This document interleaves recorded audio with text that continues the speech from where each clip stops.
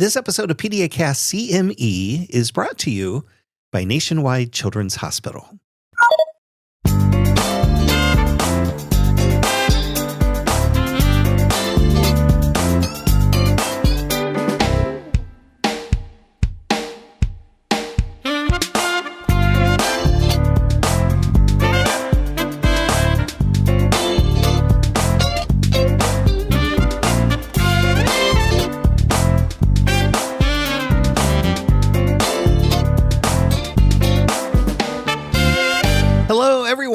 And welcome to another episode of PediaCast CME. We are a pediatric podcast for healthcare providers. This is Dr. Mike coming to you from the campus of Nationwide Children's Hospital. We're in Columbus, Ohio. It is episode 115, and we're calling this one Medical Ethics After the Holocaust, Lessons for Modern Medicine. I want to welcome all of you to the program. This is going to be a heavy conversation as we consider the atrocities of the Holocaust, and in particular, how the medical profession contributed to the horrors that ensued. The Holocaust does remain one of history's darkest chapters, but it also stands as one of medicine's greatest ethical failures. Physicians, as it turns out, were not bystanders. They were leaders, collaborators, decision makers in atrocities that really flew in the face of first, do no harm. And in this episode, we're going to explore how medical professionals, once healers, became instruments of destruction and how those lessons still echo in our world today. We'll discuss the roots of these ethical failures, the culture of medicine that enabled them, and the continuing responsibility of physicians to protect the dignity, rights, and lives of every single patient. Of course, in our usual PediaCast CME fashion, we have a couple of terrific guests joining us in the studio for the conversation. Dr. Dara Albert, her grandmother was a Holocaust survivor. She was in Auschwitz as a 15-year-old girl. So Dara is a pediatric neurologist here at Nationwide Children's Hospital, but she is going to talk about some of her family's history and legacy and lessons learned. Dr. Ashley Fernandes is a bioethicist and primary care pediatrician at Nationwide Children's Hospital. And we'll soon discover more details on why these two are experts on medical ethics and the Holocaust and how this topic became a passionate calling for each of them. Before we get started, I do want to remind you that you can claim Category 1 CME credit for listening, and it is free Category 1 credit. After listening to this episode, all you have to do is head over to the show notes at PediaCastCME.org. You'll find a link to the post-test in the show notes. Follow that link to Cloud CME, click on the Materials tab, taken past the post-test, and the Category 1 credit is yours. And we do offer a CME credit for physicians, but also we offer medical education credit for nurse practitioners, physician assistants, nurses, pharmacists, psychologists, social workers, and dentists. And it's because Nationwide Children's is jointly accredited by all of those professional organizations that we can offer the credits you need to fulfill your state's continuing medical education requirements. Of course, you want to be sure the content of the episode matches your scope of practice, and this is one of those episodes that really impact everybody. So this is within, medical ethics is within the scope of every single medical practitioner that is out there. Complete details on the CME credit is available over at PediaCastCME.org. Also want to remind you the information presented in our podcast is for general educational purposes only, and your use of this audio program is subject to the PediaCast CME Terms of Use Agreement, which you can find at PediaCastCME.org. Let's take a quick break. We'll get Dr. Dara Albert and Dr. Ashley Fernandes settled into the studio, and then we will be back to talk about medical ethics after the Holocaust and the lessons for all of us. It's coming up right after this.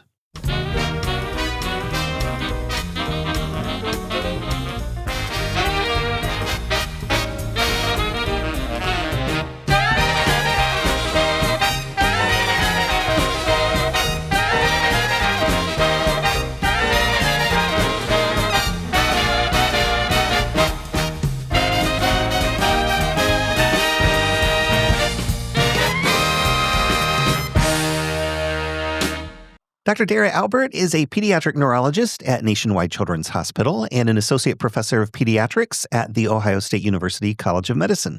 She also serves as co-director of the Advanced Competency in Medical Ethics After the Holocaust which is a course for medical students at Ohio State. Dr. Ashley Fernandes is a primary care pediatrician at Nationwide Children's and a professor of pediatrics at Ohio State. He also serves as co-director of the Advanced Competency, and he is associate director of the Center for Bioethics at The Ohio State University College of Medicine. Both have a passion for advancing medical ethics with a particular focus on the Holocaust and what today's clinicians need to know regarding Nazi Germany's impact on medical ethics and the importance of avoiding mistakes of the past. Before we dive into this important topic, let's offer a warm PediaCast welcome to our guests, Dr. Dara Albert and Dr. Ashley Fernandes. Thank you both for joining us today. Thank you, Dr. Mike. Happy to be here. Same here. Yeah, we are very happy to have you as well to discuss this. It's a heavy topic. It's also an interesting topic, and it's an important topic. So it's like the triple threat episode here. So Dara, I wanted to start with you, and I know that this is a story that's personal for you. So if you could just sort of explain that to us right out of the gate, and then just talk a little bit about why it's important for today's clinicians to study medical ethics through the lens of the Holocaust. Yeah, absolutely. So I am the granddaughter of Holocaust survivors. My ancestors were many ancestors were murdered in the Holocaust, and my grandparents survived. And I grew up hearing their stories of survival, which even at a young age, I often found really remarkable and incredible and horrifying all at the same time. And my grandmother in particular, who survived Auschwitz, was very passionate, especially later in her life, about sharing her story. She felt that it was really important for the world to know what had happened, not only to her, but to the people who lost their lives and didn't have that voice to speak for themselves anymore. And so she shared her story all over the world. And after she passed away, I sort of wondered, what do I do with this legacy? I want to continue to share her story in some capacity. And then maybe 6 or 7 years ago, there was this group referred to as the Lancet Commission, which was a group of experts that came together to create rationale and a process or a way to be able to teach medical students about what happened during the Holocaust and how physicians were really involved, implicit. We will get more of the details as we go through our conversation. But I never realized, hearing my grandparents' story, how much of a role physicians actually played in what happened to them and my ancestors. And when I realized that, I thought, man, this is really shocking. People need to know about this. This applies, still has relevance to today, to the way we practice medicine and serve our patients today. And so I managed to get lucky and find Ashley and partner with him, and been able to kind of bring these two pieces of me together, of like my family's legacy and history, and also teaching this topic to medical students. And to sort of your other question of why teach this topic, why is this topic important? As I already alluded to, many, including myself, even being the descendant of survivors, we're not really aware of the extensive and critical central role that physicians and the medical profession writ large really played in the mass murder of human beings during the Holocaust. This included disabled children, people with mental illness, those considered undesirable, political dissidents, Roma and Sinti, and of course the Jewish people. And, physicians really turned away from their roles as healers and became the deciders of life or death for millions of victims. And this is not just a history lesson. It's a warning from the past to the present that how, vulnerable our patients and families still are when they come to see us as physicians, and, the role that scientists play in medical research, the importance of recognizing how vulnerable patients and families are, and how we need to, maintain that sacred trust and do the right thing for our patients and families when they come to us because of that vulnerability. Yeah, absolutely. I just want to acknowledge real quick here out of the gate that must have been really difficult for your grandma. Not only the trauma of surviving Auschwitz, but then sharing that story is sort of like opening wounds and trauma again, which is, never a great thing. But she felt it was so important to get the word out about what had happened there. She was willing to sort of sacrifice that personal trauma to get the word out. And then you've continued that legacy, which I think is really fantastic. So just hats off to you and your family. And I'm just so, sorry that trauma has been there in your life. But it's wonderful to be able to talk about this and avoid making the same mistakes of the past. Ashley, a lot of folks, when they think about physicians and the medical system during the Holocaust, the name Dr. Mengele comes to mind. Who is he? Was he unique, or was there really lots of Dr. Mengele? That's a great question. Dr. Mengele was probably the most famous Nazi physician. And when that name is often associated with people in the know, like, oh, this is a crazy doctor. He actually was considered a brilliant physician, and that's why he got the post he did at Auschwitz. He was sort of the head, if you would call it, the medical director at Auschwitz. And so he was responsible for a lot of planning and execution of the medical experimentation, the dark medical experimentation that we know that happened not just at Auschwitz, but at other camps throughout the German Reich. And he was definitely not unique, but he was someone who has name recognition. I think the fact that he was not unique is really important for your listeners to understand. The sort of Nazi ideology had infiltrated medical education itself, so that physicians, trainees, nurses, they were all imbibed and sort of so saturated with a philosophy of medicine that goes against the tradition of medicine in the West.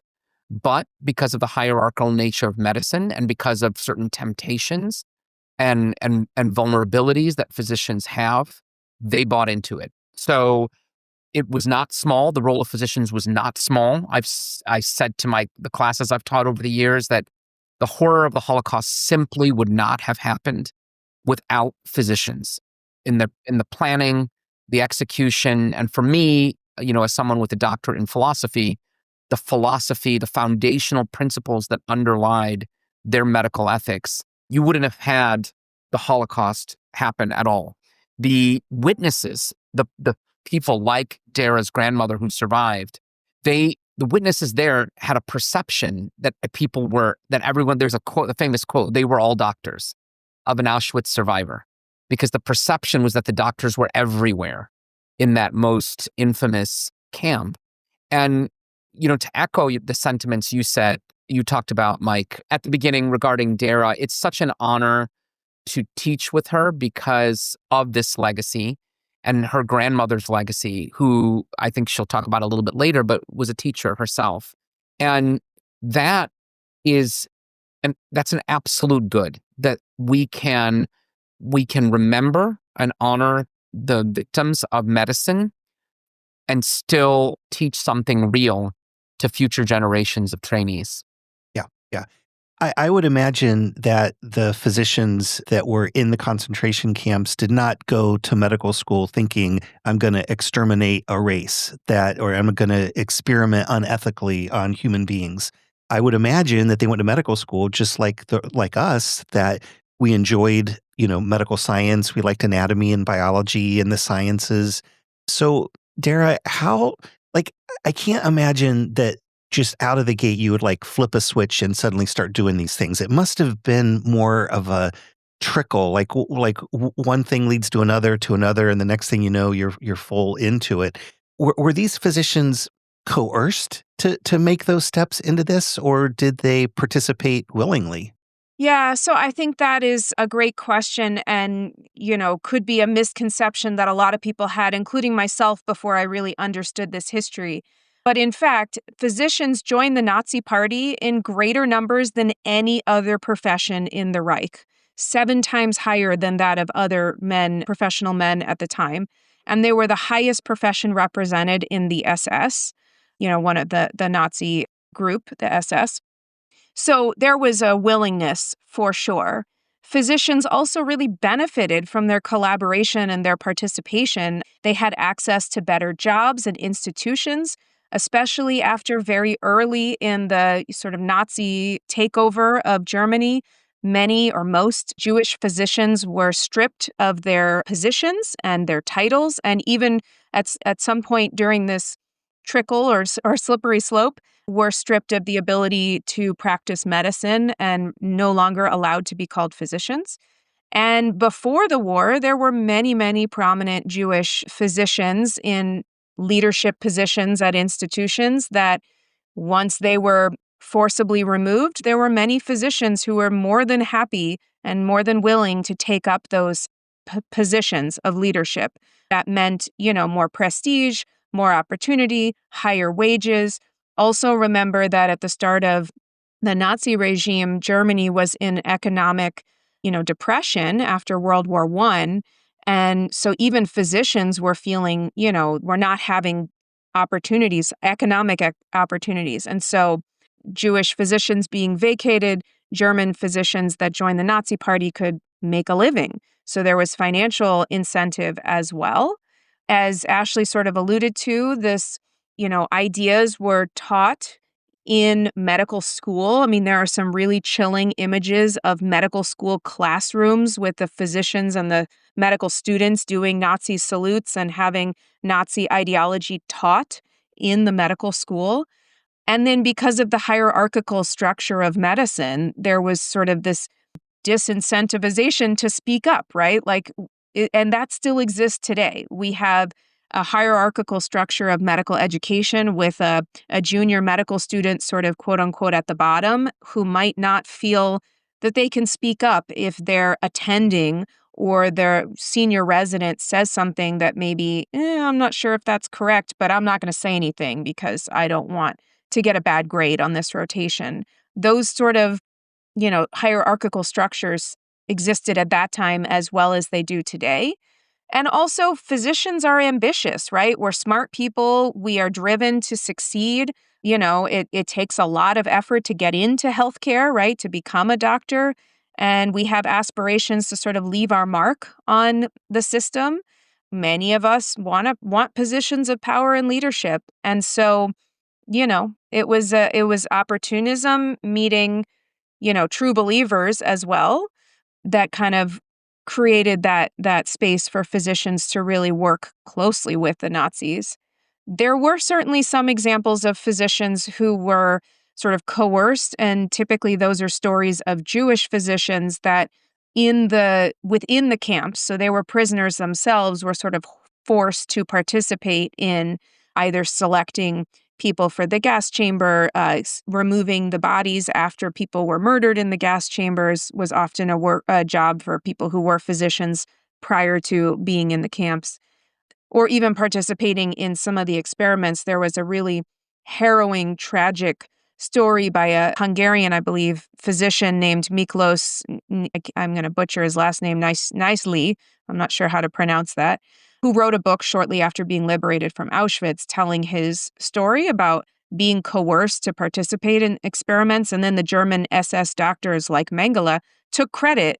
So this Dr. Miklos was very skilled and gifted anatomist before the war.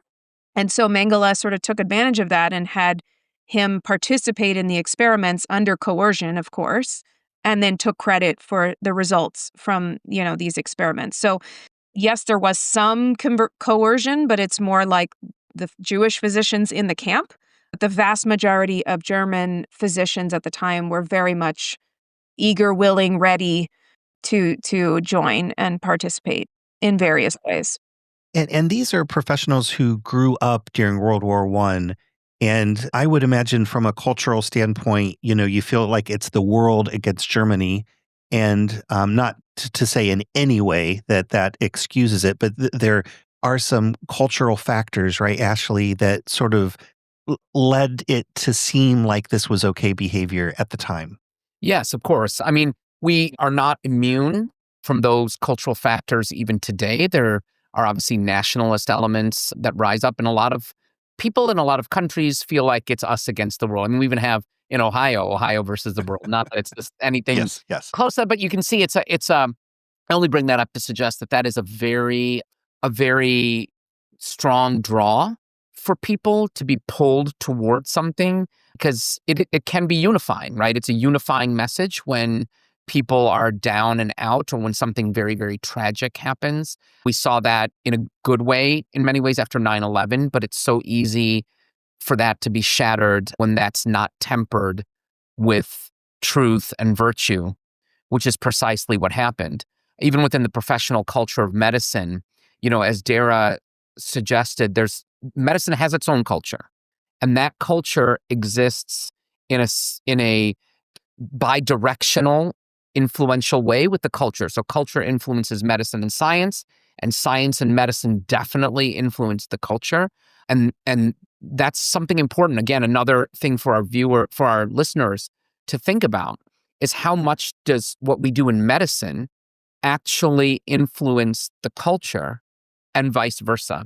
So when you think about the culture of medicine in Germany, which was the most advanced in the world, in the Western world, people thought of German medicine as the best. So even in this dark, sort of interwar period, American doctors would do their postdoctoral studies in Germany. That is how good the German medical system was considered. And when you think about that, you have to think about these qualities that medicine as a whole, and people that go into medicine and people that go into nursing and a lot of our health professions have. They have intellect and intellectual curiosity. They have prestige that comes with their position. They have power and ambition that's given to them, by society. And then an ambition that comes from just the nature of doing a very, very hard, demanding job. And they get a lot of adulation from society, okay? So think about this combination of things: intellect, intellectual curiosity, prestige, adulation, power, ambition. Those, if not tempered with virtues like humility and integrity, can go completely the opposite way. And that is the danger. That's one of the things we can learn from teaching about medicine and the Holocaust is the great things and privileges that medicine have given us have to be tempered with foundational beliefs that uphold the dignity of the person and also reinforce virtues like integrity and humility in the professional themselves. Yeah, yeah. And that really does have an impact then on the general public, so to speak, that, you may not have known what was happening in the concentration camps, but you knew that the Jewish folks were being rounded up and taken somewhere. And if you knew that the medical system that was the best, of the Western world, and these doctors are doing it, you do start to think, well, there must be a good reason for it. And so that sort of reinforces the whole, this is okay. When if, an outsider looking in would say, definitely this is not okay. Right. Mm-hmm. Yeah. Dara, what then were some of the, we talked about medical experiments in the concentration camps. Of course, everyone, knows about the gas chambers and the mass murder that took place there. What were some of the experiments that were done in the concentration camp? And are they the sort of thing that as terrible and horrible as it is, were they things that could advance medicine? Yeah, so this is a really hard truth to look at. Again, before I really dug into this piece of the history, I sort of heard the stories of Dr. Mengele's experiments in Auschwitz and thought this was just sadistic, purposeless human experimentation. But that's actually not true. Many or most of the experimentation done on victims of the Holocaust was really hypothesis driven. So again, German medicine at the time was very advanced, very scientific. By the way, there were research ethics published in the 1920s that governed medical research ethics. So it's not as though this was a medical profession without ethics. They had an ethical code. But the experiments were hypothesis driven, but the goals were always to benefit the German society, what they called the Volk, the German body or the German society, at the expense of course, the victim or the person that they were experimenting on. For example, there was a whole body of experimentation that was aimed towards helping German soldiers in the fields. So at the concentration camp at Ravensbrück, for example, they experimented on women. This was a women's concentration camp. to test the effectiveness of different potential antibiotics and specifically sulfa drugs. And so what they would do was intentionally create battlefield style injuries, mutilate these women's bodies, of course, without anesthesia, right? So cause battlefield like injuries, and maybe even also try to induce an infection in said wound, and then use different chemical substances like the sulfa products to try to stave off infection, with the goal of helping German soldiers who might have a battlefield injury to prevent infection. I mean, in the 1930s and 40s, wound infection was a death sentence in many cases, right? There were very few antibiotics available, and certainly the rest of the world wasn't going to send Germany penicillin, for example, to help their war effort. So they needed to figure this out for themselves. Other similar like-minded experiments include the famous high altitude experiments where they put victims into situations of low air pressure to simulate high altitude to see how a German pilot could, how high up could a German pilot fly to safely. So there was this whole body of research to help the German soldiers. There was also this very, group of experiments towards sterilization. So this belief that the undesirable people in society, should be sterilized so they cannot procreate and continue to make more, for example, Jewish people or Roma and Sinti people. So there was some experimentation around what are effective strategies for sterilization. That was sort of earlier in the war. And then eventually they sort of thought, well, it's cheaper to just kill these people than try to sterilize them. So we'll just kill them instead. But there were definitely really grotesque, awful sterilization research. And one particular horrifying example, I'm blanking on the doctor's name right now, but there was a obstetrician gynecologist in a Polish, non-Jewish, obviously, obstetrician who worked at Auschwitz, experimented on women prisoners doing sterilization procedures, and then would, for a few days a week or what have you, and then he would go out in the community and practice normal medicine to his Polish non-Jewish patients out in the community. This doctor was never, prosecuted and continued his practice afterwards. And then there was also this body of research that was sort of aimed at, well, if we as German society, ultimately our goal is to colonize Europe and create this Aryan paradise where everyone is Aryan. And so are there ways to sort of convert people who aren't Aryan into Aryan? So can we change their eye color, for example, which is one of Mengele's studies, the eye color changing research or experimentation. He was also very interested in twins. Maybe people have heard of the Mengele twin studies. This was because he wanted to increase the birth rates of Aryan people, right? If we want to colonize Europe and have as many Aryans as we can, we want to learn how can we increase, twin births, for example. So, yeah, it's really hard to imagine, but quite shocking, truth to look at, that these experiments were hypothesis driven and had aims that obviously superseded the dignity of the human person being experimented on. Yeah, absolutely. Given that there are all these doctors running around the concentration camp, we know there's extermination going on. We know there's experimentation, unethical experimentation. Was there health care? Were there actually, if someone got sick, were they treated or just left to die? Yeah, this is another part of a hard truth to look at. So most of the concentration camps did have some sort of hospital. Part of that was part of the Nazi regime's deception campaign. So oftentimes the hospital building was sort of on the exterior or close to the edge of the concentration camp that, visitors or other people might be able to come and see and say, oh, it's not so bad. Look, there's a nice clean hospital here. So, to sort of portray that these were actually humane institutions. But in reality, most of the time, these hospitals, the main goal of many of the camps was forced labor. And so the hospital sort of served as this place where if somebody was sick, could we get them healthy again to get back out to work, to continue the labor that was required? Or are they not going to recover and just send them to the gas chambers for extermination? And doctors in those quote unquote hospitals, these were sort of the decisions that they were making. Is this a person who's going to be able to recover or not? Yeah. Yeah. And were there experimentations happening in the hospital itself? Yeah. Yeah. That as well. Yes, Yeah, definitely.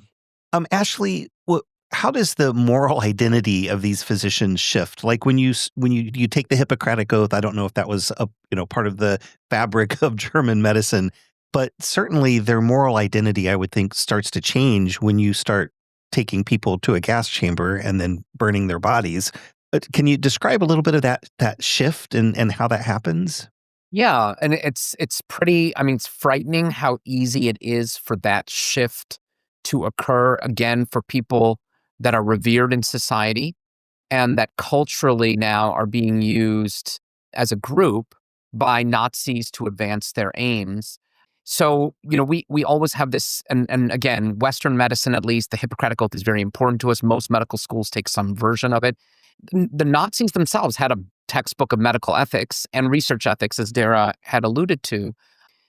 The problem comes in when the physician loses sight of their role, the physician or the nurse, right? So in the philosophy of medicine, we talk about a telos. It's a Greek word that means the purpose or the what's it for medicine. So for example, of anything, like the telos of a chair is for sitting.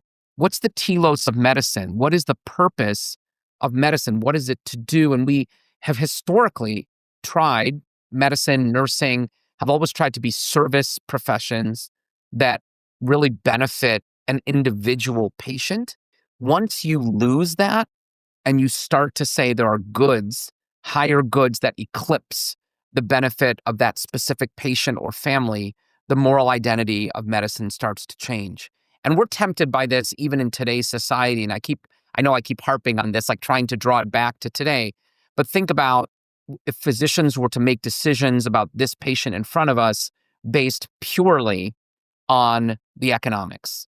Now, sometimes we do, it's judicious, it's prudential to take into account cost, obviously, when you're thinking about any therapy. But suppose that was our primary criteria. Suppose that was what we thought was more important than anything else. Or how about security for the nation? Okay. How about in the case of Nazi Germany, the race?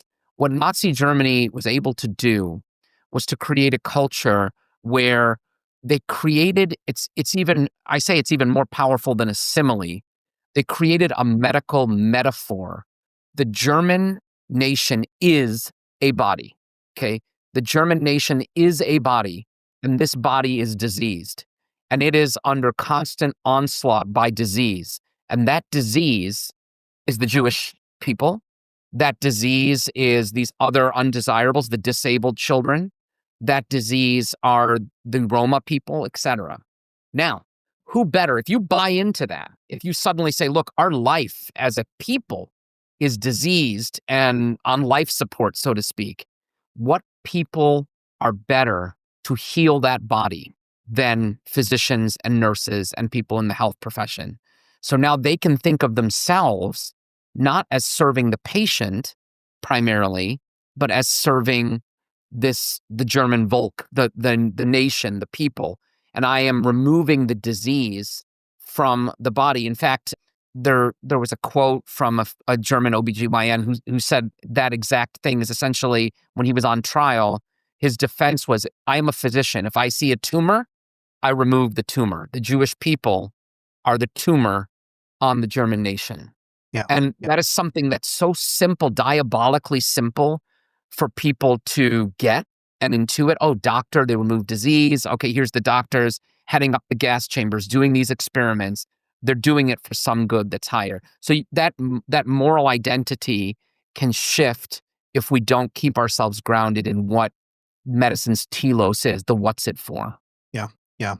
I'm just going to put this out there, and I'm sure that others in the audience, this crossed your mind as well. As you're describing that, it sounds chillingly like today in terms of folks who aren't here legally and just, grabbing them, taking them who knows where, shipping them off to other countries because they are looked at as the disease on the American body. And so that parallel, this is why it's important to study these things, because it doesn't just happen overnight. It happens over years.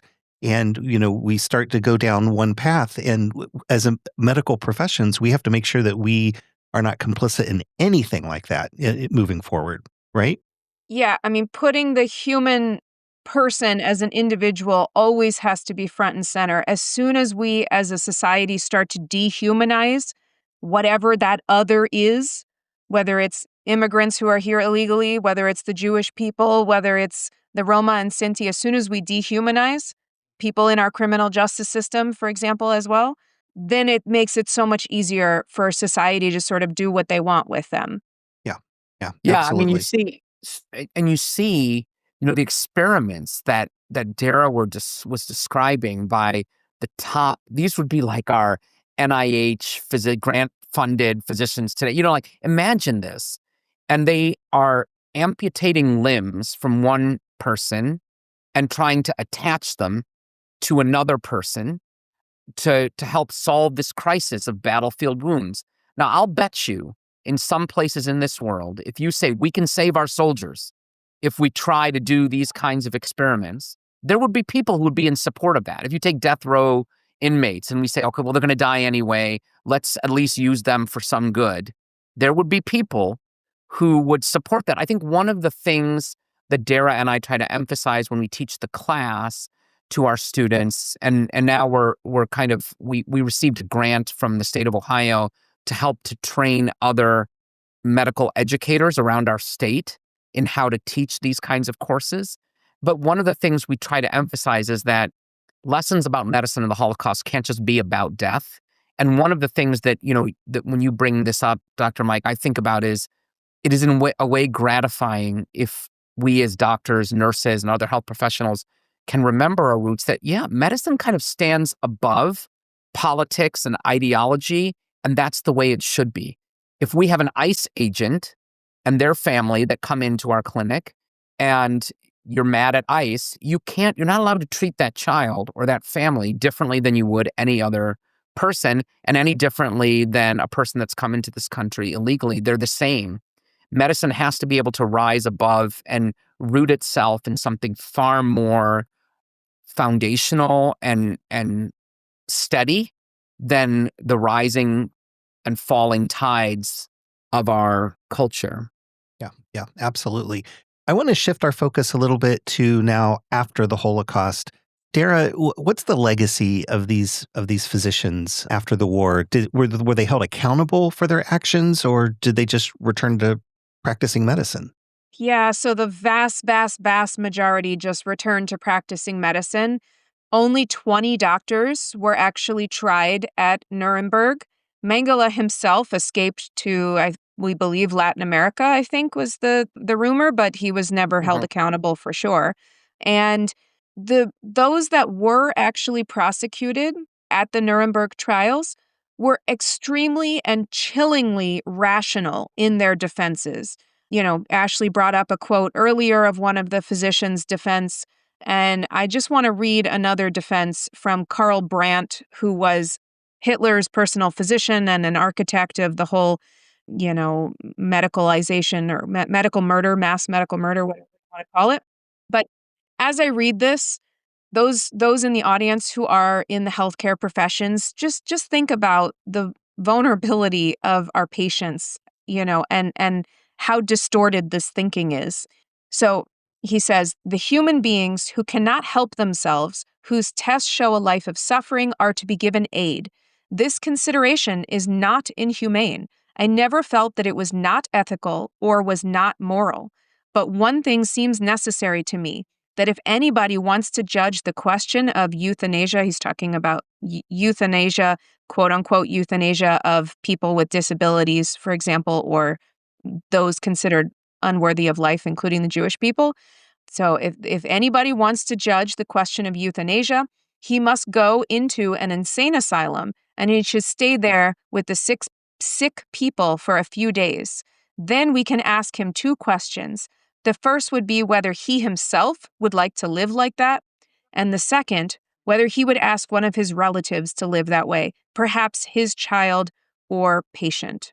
So again, a very rational, logical explanation that is so twisted and distorted from what we understand as our role of giving aid to the suffering, right? In modern medicine, we'd like to think, it is our role to give aid to those who are suffering. That is still a theme, right, in medicine. But if you put the dignity of the human person at the center of that, then, we don't consider killing that person an aid to their suffering, right? Yeah. So as I said, most physicians who participated and perpetrated medical crimes and murder were really never held accountable. And many continued to work as doctors after the war, maintaining influential posts. There were many published papers, in medical journals that featured data gathered from victims of the Holocaust. One name that I will point out specifically, since we are pediatricians, was that of Dr. Asperger, who was an Austrian pediatric psychiatrist who led a children's hospital in I think it was Vienna in Austria. Yeah. And he participated in selecting children for euthanasia at his hospital when they were, deemed life unworthy of life, was sort of how the Germans phrased it. And yet we all know that name, right? He had a disorder named after him. Having an eponym to a disease is considered notoriety, right? His name lives on even after he's gone. And yet he was very much complicit in the murder of thousands of children. I forget the exact number, but thousands of children. What's very interesting too is that he justified, his defenders said, well, Dr. Asperger saved some children by not sending them to the camps, because what he was actually interested in were these really high performing children with autism, the ones that could memorize phone books or do quick mathematical calculations. The Germans were very interested in harnessing this power of the human brain. So his defenders tried to say after the war, look, he never joined the Nazi party, and he did what he could by saving these high functioning autistic children. But however, he never did anything to stop the low functioning autistic children who were almost universally gassed. Yeah, very complicated history. Also, I'd just like to point out that the German Medical Society finally acknowledged and apologized for their role in the Holocaust in 2014. So just about 10 years ago.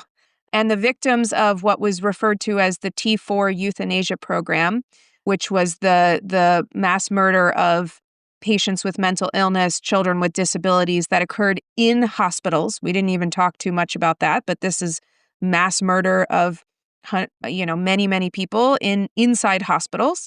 It's referred to as the T4 program. This was sort of the last victim group to be recognized as victims of the Nazi regime within the last 10 years. There's a memorial that was built in 2014. And the reason why we teach this course is, probably most physicians and medical students today are not really aware of this history or the legacy that these physicians, what their role was during the Holocaust and what they continued to contribute to medicine after the Holocaust. Yeah, yeah. I had no idea there were that many physicians in the concentration camps. I would have thought, oh, they're soldiers or part of the SS or the guards of the concentration camp. But to know that the physicians were really there for the day-to-day operations and running things is sobering. And I can definitely understand why there is a passion to never let this happen again. Not just with our profession, but with any profession. Ashley, I wanted to talk a little bit about the research data that came out of these experiments. Is that data that we continued to build upon? Because, research builds upon itself. Or did we throw that away and sort of start over in an ethical way? What's the right thing to do there? Yeah, so that's another great question. Of course, physicians and scientists are very reluctant to throw out any data. And we have to remember that a lot of certainly some, as Dara and I have intimated, some of the research that was done was frivolous and data that wouldn't be used, but some of it would be considered important because these were German scientists who had hypotheses and they were serious scientists. So what to do with that data that has been collected by unethical means? And, here at Nationwide Children's, we sometimes take for granted because one of the things we do the best is research. We are known internationally for being a center of excellence for research, and so many of our faculty participate in it in millions and millions of dollars of grants. But a lot of the safety, quality, and ethics that go into the conducting of excellent scientific research stems from the ethical lapses of the Holocaust. So this is one thing where at least we feel like we got right, or maybe a little bit right. Things like the Belmont Report, the creation of the IRB. For those of us that have filled out IRBs, we know how tedious that can seem sometimes. No offense to the IRB people that might be listening to your PediaCast. But we appreciate you because I will say that when we think about what the IRB is trying to do, it's trying to ensure that there is no temptation, no secondary good, that nothing will compromise the dignity of the subject or the patient. And that's very important. Now, what to do with research that's been conducted by unethical means? And this is a challenge. And Dara and I actually have our students grapple with this question in a reflection. There was a Professor Pernkopf in a German medical school, was the head of a German medical school, who was not beautiful anatomist, but he was very talented at anatomical drawings. And he created a textbook in which he utilized the bodies, allegedly, of concentration camp victims. Now, it was such a good atlas that people didn't want to give this up. And there were other Germans who were also excellent anatomists who did other drawings. And in fact, our own recently retired, I believe, Dr. Pedro Weisweider, who's also in the Department of Pediatric Neurology, he gives an excellent presentation on this, on these anatomical drawings that had little swastikas in the corner next to the artist's signature, and how after the war into the 1950s in the American editions, they scrubbed the swastika off. So they were still using some of this research, the anatomical drawings in these atlases, but not acknowledging the origins. So we ask our medical students about the use of Pernkopf's atlas, for example. And it's not as straightforward as you'd think, because the larger question is the research data, as you asked, Mike. If something is obtained through unethical means, is it okay to use it? And our medical students are often split on this question. A lot of them say, of course we wouldn't throw away data, we should use it. And some say that we shouldn't. And I think it depends, again, on foundational ethical principles. People that are more of a philosophical bent towards utilitarianism would say, well, the needs of the greater number of people outweigh the needs or feelings of a few people. Some people that have what we call a duty-based or deontological approach, or even theological ethics, for example, might say, hey, we have a duty to these individual people to not benefit from something that was done to them. Or to put it more plainly, maybe there are some things we should just never do. Okay, so you have these kind of two sides. And when Dara and I have conversed with the students about it, some of them have this sort of compromise, which is maybe we use the good data, but we acknowledge the origins of the data and utilize that as a teaching point to honor the people from which the data was wrongfully obtained. But again, it's an interesting question because you can see how teaching about medicine and the Holocaust isn't just a lesson for the past. You could study these research experiments, but what do you get out of it? Well, you get out of it a reflection on the future. How should we be treating human subjects in research, human patients in clinical trials? How should we be treating data itself and the ethical use of data? Yeah, absolutely. Ashley, as a person who is an expert in medical ethics, what kind of ethical challenges do we face in medicine today that sort of echo the dangers of that era? And I know we have alluded to some of those, but can we talk a little bit in more detail about some challenges, especially ethical challenges, that are reminiscent that we can use by studying the Holocaust, that we can use the discussion that we've had to help us grapple with current day ethics? Yeah, absolutely. I think this is an excellent, kind of our Dara's and my sort of take-home points in a way.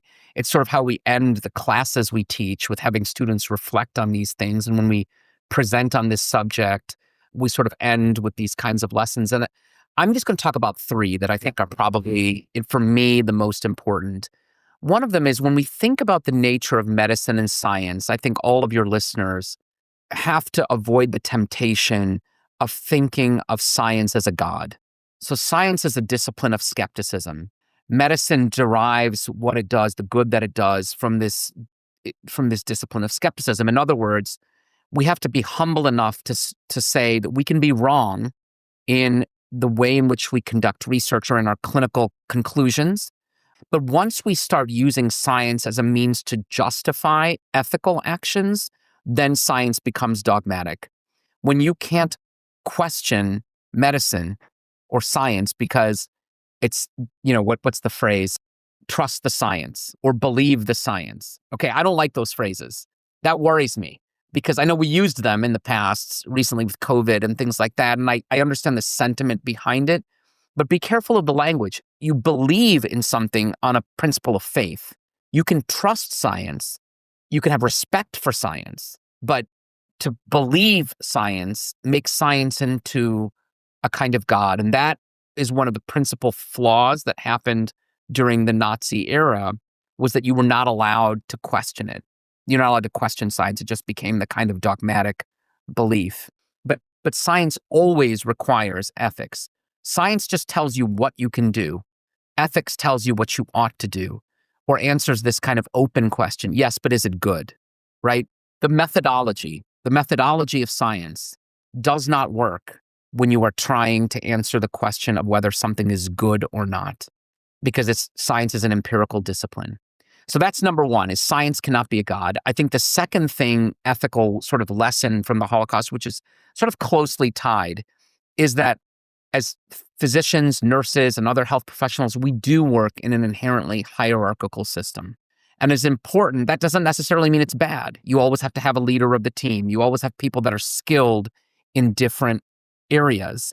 And so it's important that within a hierarchy that people have the freedom to express dissent, that the culture is such that people are not afraid to speak out. And before you think, oh, well, I would have been one of those people that spoke out in those lecture halls, I want your listeners to just really close your eyes, do a thought experiment. Imagine yourself in one of these lecture halls where not only are they teaching you something that's ethically uncomfortable, but they're telling you it's science. And everybody around you is believing it. They're eating it up. You start, and not only that, but you're at a great institution. You're at, one of the best medical schools or whatever. You start to then not only question your ethics, but you start to question your own scientific ability. But what we need is for people to be able to speak out when they see something that is going wrong in medicine. If the AAP comes out with an ethical paper, white paper or whatever, we need pediatricians to be able to say, well, let me read that first. Let me see if I agree with it. Let me be able to speak out if I don't agree with it. And in particular, I just want to say something about anti-Semitism, because we've seen this rise up recently, particularly in academia. And I think we have to be able to be free to also stand up for populations that really need us to stand up for them now, particularly given this history. So I think that's number two. And I think the third thing is that healthcare professionals, in studying medicine in the Holocaust, it gives us an opportunity to really reflect on why we view human life the way we do, and how important human life itself is to us. And I don't mean just biological life, but one of the things that you learn is that when medicine starts to exclude certain populations, like the disabled, for example, from full personhood, or Jewish people, you can do whatever you want to them. If you're not a person, you can do whatever you want to another person. And so if the view of human life, if the value we place on it is based on purely utility, that can start to be problematic. And I think as we see, some of it is the loss of, sort of our religious culture that we've taken for granted for the last 2 millennia. But as we become more secularized and we lose a sense of transcendence, like there's something higher than the different parts of ourselves, it's not inevitable, but there's a danger of losing that. Like, what is it that makes human beings valuable? Is it just what I think makes human beings valuable? Is it their utility to society? Is there economic benefit to society? So I think it gives us a good reason, religious, not religious, whatever ideology, to pause and think about what makes the human person that's at the center of medicine so valuable and special, and how can I defend that better? Have you had any pushback on presenting this material?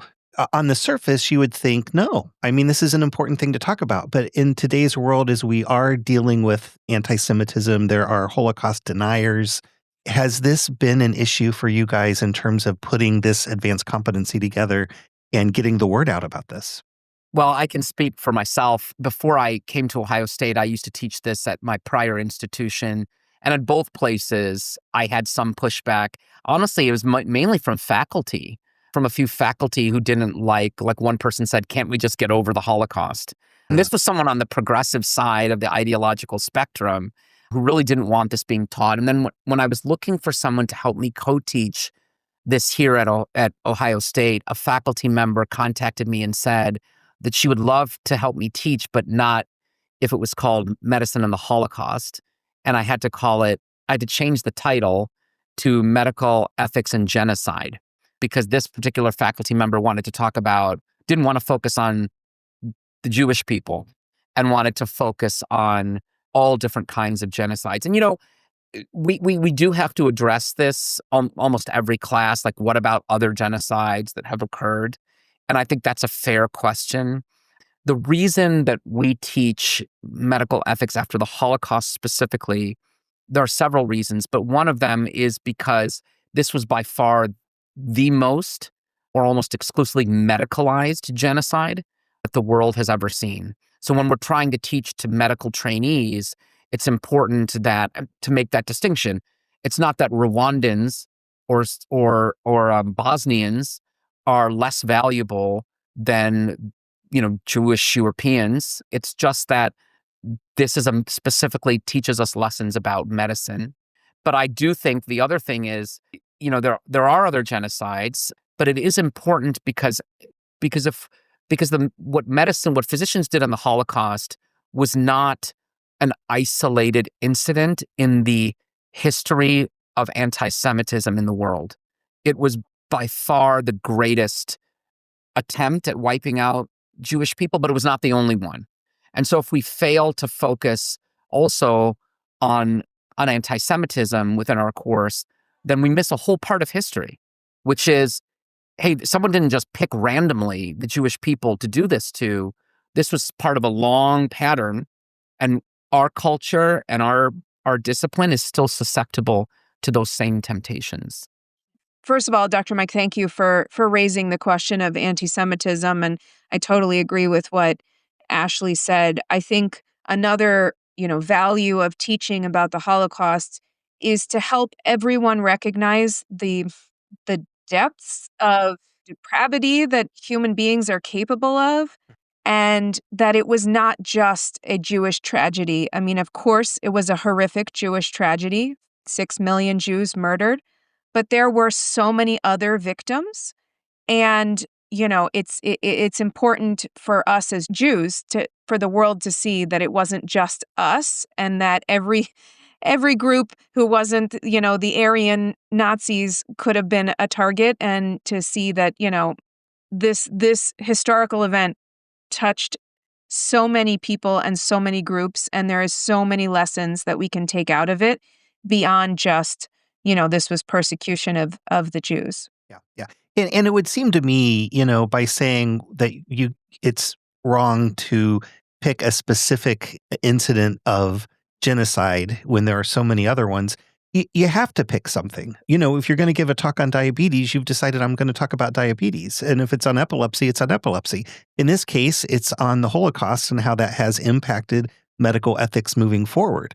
So I think that it is really an important thing for us to talk about. And especially as we get farther and farther away from the Holocaust, we have collective memory loss, and we need to not forget this ever. And we never want this to happen again. Dara, in addition to you having a passion for sharing, the stories that your grandma had shared with you, I would suspect that just hearing those stories and being a part of the whole thing, since it was your grandma that was at Auschwitz, how has this shaped your perspective as a physician and an educator? Yeah. So, as Ashley said earlier, after the war, both my grandparents were teachers. And, my grandma, as I mentioned earlier, not only was she an educator, she was a nursery school teacher. So she loved little kids and taught them nothing about the Holocaust, of course. We're talking, little 3-year-olds and 4-year-olds. But, wanted to educate older people, about what had happened to her and her family.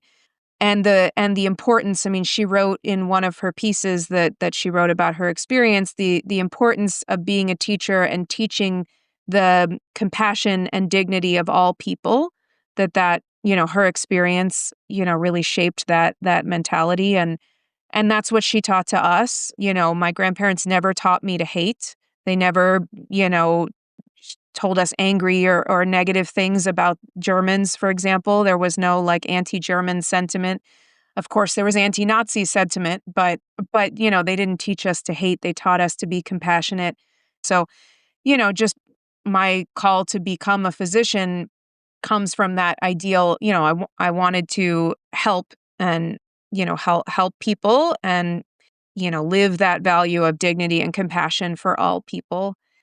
And again, I didn't really connect the dots necessarily until long after I was already a physician. I was practicing, I was already here as faculty at Nationwide Children's before I really connected the dots between the role of physicians. But looking back, just to share a little piece of her story, she was 15. She was living with her mom and dad and 12-year-old younger sister in what was then Hungary when they were deported, shoved into a cattle car of 1,200 people and taken to Auschwitz. And upon arrival, they stood on the platform, as millions of people did that entered that place. And there was a physician that she recalled as being Joseph Mengele. Now that I know there were at least 40 physicians at Auschwitz, and they took turns standing on the platform to do what they called selection. So this was a shift that the physicians in Auschwitz did as part of their job. But she arrived there with her family, and a physician, whether it's Mengele or not, stood at the front of the line and took one look at her and her family and pointed one direction for her mother and younger sister and the other direction for my grandmother. And the direction that her mother and sister went was straight to the gas chambers.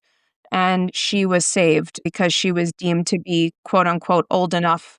They were separating younger children and pointing them straight to the gas chambers. So how do I rectify this, that a physician was the one that made that decision? By teaching this history and by making sure that never again will a physician be the decider, standing on the platform, taking one up and down look at a human being and deciding you're not worthy, go to your death. Never again. Ashley, as we conclude, we've talked about a lot of heavy things. What message do you hope that clinicians carry forward from this conversation? What are the key things that we really need to remember and to take with us? I'm so glad you asked me that question, because picking up where with Dara's story, I just wanted to mention that the two of us traveled, thanks in large part to the generosity of Nationwide Children's and Ohio State. We were able to, and privileged enough to travel to Auschwitz this past May together, to be able to study in the places where these events happened. Dara actually went to Berlin and to Auschwitz, and I joined her in Poland. We were able to study in these very places where doctors perpetrated these heinous crimes. And I want your listeners to think about this. This was so special for me to go with Dara. I don't think it would have been the same because of her family's history. And when you walk through the gates of Auschwitz that has that infamous wrought iron sign that says work, it's in German, and I'm not going to try it in German, but it says work will set you free. To think that Dara's grandmother walked through those gates and was liberated and walked out of those gates, and here's her granddaughter walking through those gates as a doctor at Nationwide Children's Hospital. I have this beautiful picture, which Dara didn't know I was taking at the time. Luckily, she's forgiven me. But her mom was housed in Barracks C, which is now destroyed. And Dara was reflecting on it, looking out over this sort of, you can see the chimneys of the old barracks and some of the ruins of the old barracks. And she's kind of looking out at this grassy field. And it just struck me that this is a message of hope. This is the power of life over death in this place of destruction that her grandmother survived. Now, a descendant of a survivor who's a doctor and saves people's lives is standing over this place of death. So I want people to imagine this. This is why we teach this course, and this is why we want your listeners to read more about this part of history. Remembrance, I like to say remembrance is both past and future. It is past because it helps us to honor people that both died and survived the Holocaust, but it's future because it gives meaning to what we do now.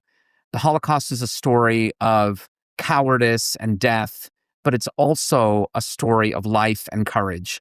And there were doctors that spoke up. There were doctors that refused to do what the Nazis wanted them to do. And we want our students to study that too. What makes a person able to be courageous enough to buck the system when they know the system is wrong? So just to wrap up with what Dara has already emphasized, the Holocaust and medicine after the medical ethics after the Holocaust is a message for all people. And we want people to understand that, anybody who's in healthcare, that this is a story about life and what medicine is capable of on the good side and on the bad side. But in an era of increasing anti-Semitism, we think this is all the more important for us to study. Yeah, absolutely.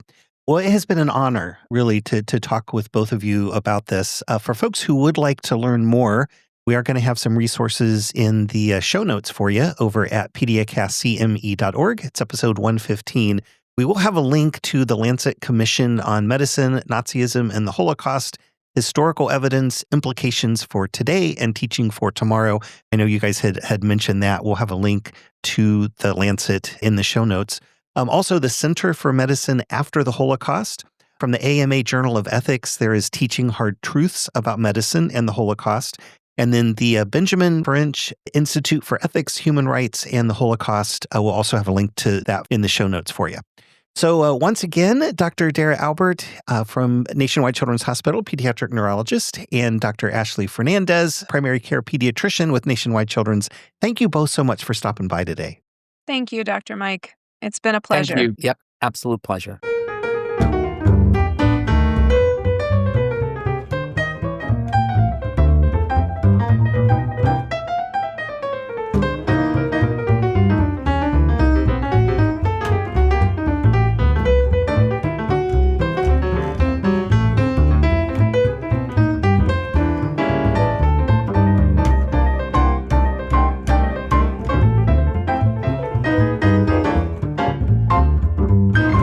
We are back with just enough time to say thanks once again to all of you for taking time out of your day and making PediaCast CME a part of it. We really do appreciate your support. Also, thanks again to our guests this week. They were really fantastic. Dr. Dara Albert and Dr. Ashley Fernandes, both with Nationwide Children's Hospital. Don't forget, you can find us wherever podcasts are found. You'll find PediaCast CME in Apple Podcasts, Spotify, iHeartRadio, Amazon Music, Audible, YouTube, and most other podcast apps for iOS and Android. Our landing site is PediaCastCME.org. You'll find our entire archive of past programs there, along with show notes for each of the episodes, our CME information, the terms of use agreement, and that handy contact page if you would like to suggest a future topic for the program. Reviews are also helpful wherever you get your podcasts. We always appreciate when you share your thoughts about the show. And we love connecting with you on social media. You'll find us on Facebook, Instagram, Threads, LinkedIn, X, and Blue Sky. Simply search for PediaCast. So you've listened to the podcast. Now be sure to claim your free Category 1 continuing medical education credit. Really easy to do. Just go over to the show notes at PediaCastCME.org. Find this episode, which is 115. There'll be a link in the show notes to Cloud CME. When you get to Cloud CME, click on the Materials tab, and that'll take you to the post-test. Taken past the post-test, and the Category 1 credit is yours. Super easy, right? And again, we do offer credit to physicians, of course, but also nurse practitioners, physician assistants, nurses, pharmacists, psychologists, social workers, and dentists. Complete details are available at PediaCastCME.org. A couple other podcasts to tell you about. We also have PediaCast without the CME. It's an evidence-based podcast for moms and dads. Shows are available at the landing site for that program, PediaCast.org. Also available wherever podcasts are found. Just search for PediaCast. And then if you are a medical faculty member, which a large number of this audience is, we also have a faculty development podcast for you from the Center for Faculty Advancement, Mentoring, and Engagement at The Ohio State University College of Medicine. So if you're a teacher in academic medicine or a faculty member in any of the health sciences, then this is a podcast for you. And you can find Famecast at famecast.org and wherever podcasts are found by searching for Famecast.